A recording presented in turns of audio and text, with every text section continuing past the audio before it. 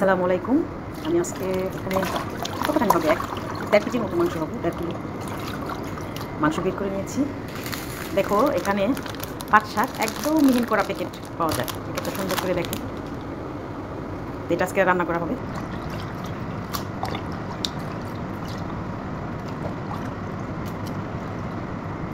কাঁঠালের বিচি দিয়ে গরুর মাংস দিয়ে রান্না করব।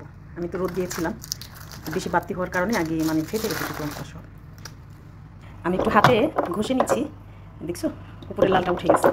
এটা একটু ভালো করে ধুইলেই রান্না করতে এসে মনে পড়ে গেছে, তা নাহলে আরও আগে ভিজায় রাখলে সুন্দর হয়ে যেত। ব্যাস সব একটু পানিতে রাখছি, দেখা যাক কী হয়। আমি সবসময় যেভাবে ভাত রান্না করি, পানি অলরেডি গরম করে পানি যখন বলক তোলে তখন চালটা দিয়ে দিই। তাতে দিয়ে দিচ্ছি লবণ, দিয়ে দিচ্ছি পরিমাণ মতো আদা বাটা। আমি হাতে মাখিয়ে নিব।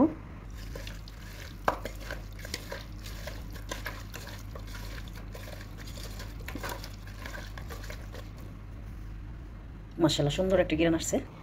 ডিনারে যখন মুরগি ভাজছিলাম তেলে, সেটা এখন আর এটাতে অন্য কিছু করা হবে না, ফেলে দেওয়া হবে। দেখতে থাকো। দেখো আমি ঢেলে দিচ্ছি। আর কখনো বেসিংয়ে কোনো দিন তেল ঢালা দিবা না, কারণ বেসিংয়ে তেল ঢেলে দিলে হয় কি পাইপ আটকে যায়। আমি অনেকবার দেখেছি। আমার আপুরা ভাইয়ারা এটা কাঁঠালের বিচি দিয়ে রান্না করবো। এখানে মাংস নিয়ে নিয়েছি, কারণ সবার পছন্দ নাও থাকতে পারে, সে কারণে আমি আলাদা করে নিয়েছি। এখানে সব কিছু দিয়ে দিয়েছি, তেল মশলা আদা বাটা সব দিয়ে দিচ্ছি, পেঁয়াজ কুচি, তা মাখায় নিচ্ছি। আমি এখনই দিয়ে দিচ্ছি কাঁঠালের বিচি। ভালোভাবে মাখানো হয়ে গেছে। আমি দিয়ে দিচ্ছি আমার হাত ধোয়া পানিটুকু। চুলা অলরেডি 3টা জ্বলছে। দেখো ভাতে দিয়ে দিব।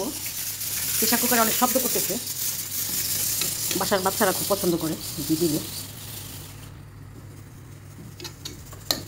ঘির একটা ফ্লেভারের ই আছে না, সুন্দর একটা ফ্লেভার আছে।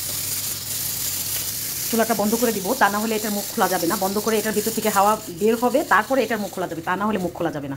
চুলাটা বন্ধ করে দিচ্ছি, দেখি ওনার কি খবর। দেখেন কত পানি উঠছে। আমি কিন্তু পানি দিই নেই, একটু হ্যাঁ হাত ধোয়া পানি দিয়েছি, কিন্তু এই শরীরের পানিটা শুকান না পর্যন্ত কোনো পানি দিব না, কারণ কাঁঠালের বিচি আমার মনে হয় অনেক শক্ত। গরুর মাংসের মতো শক্ত হয়ে গেছে, কারণ রোদ দিয়েছিলাম একদিন, সারাদিন রোদে রাখছিলাম, শুকিয়ে গেছে অনেক। তো আলহামদুলিল্লাহ এখন পানি দিয়ে দিব, স্বাদ মতো লবণ দিব। পানিটা একেবারে শুকিয়ে গেছে, পানিটা দিয়ে দিব।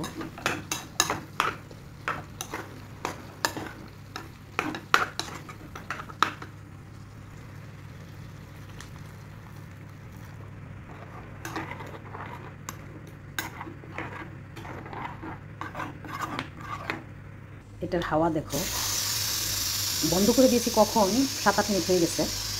দেখো কেমন শব্দ হচ্ছে। বিসমিল্লাহ, দেখা যাক ভিতরে কেমন হয়েছে। মাশাআল্লাহ। আমি এখন এটার ভিতরে আলু আর গাজর দিয়ে দিব। বিসমিল্লাহ। আমি লবণটাও দেখব, আসলে অনেক ঝোল আছে। আমি এটার মুখ আবার লাগিয়ে দিব। এটা হচ্ছে গোলমরিচের পাউডার, আমি একটু দিয়ে দিচ্ছি। দিয়ে দিচ্ছি জিরা ফাঁকি।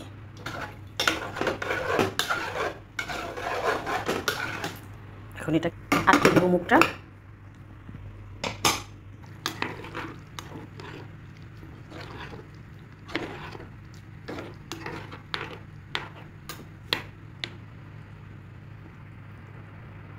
বাবা 2025 সাল আগস্টের 20 তারিখ। এখন কি বাংলাদেশে তরমুজ আছে? দেখো সংযুক্ত আরব আমিরাত তরমুজ আছে। আমি জানি না, থাকতেও পারে, কিন্তু আমি জানি না। কেউ জানলে জানাই যে হ্যাঁ আছে, পাওয়া যায়। বাট আমাদের এখানে তো সিজন যখন থাকে তখন ভরপুর থাকে। এক হাতে কাটা যায় কিনা। বিসমিল্লাহ। মাশাআল্লাহ। এটা কেটে রেখে দিলাম।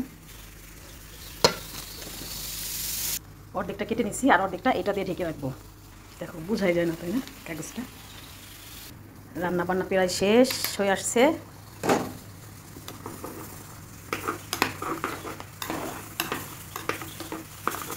দেখি একটা বিচি কেমন হয়েছে। মাশাআল্লাহ মাশাআল্লাহ। বাট কাঁঠালের বিচি যে এত শক্ত, আমি তো মধ্যে থেকে ফেলে দিইনি, ছুরি দিয়ে ফেরাটা টাফ ব্যাপার ছিল। তো দেখছো এই যে এখনও সে ধরে সাদা সাদা যে হয়ে রয়েছে। বাবা ও বাবা। ওকে আবার চুলা দিয়েছি, এখন শব্দ করছে। তো এখানে শেষ করছি। সবাই ভালো থাকবে, সবাইকে রব্বুল আলামিন সুস্থ রাখুক, ভালো রাখুক, আমিন। আল্লাহ হাফেজ।